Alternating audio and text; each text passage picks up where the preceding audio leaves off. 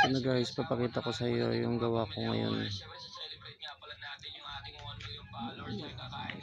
Kaya wala pong budget, ito lang po yung makakaya ng may-ari.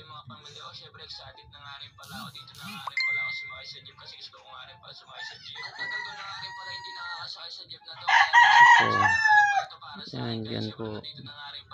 Simpleng bahay lang po yan.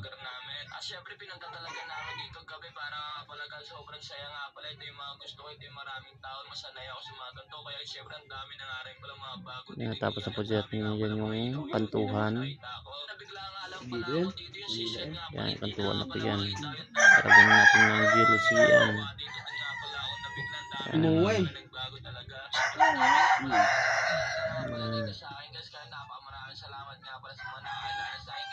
Tapos ito din sa kabila. Tapos na yan yung kantuhan sa loob.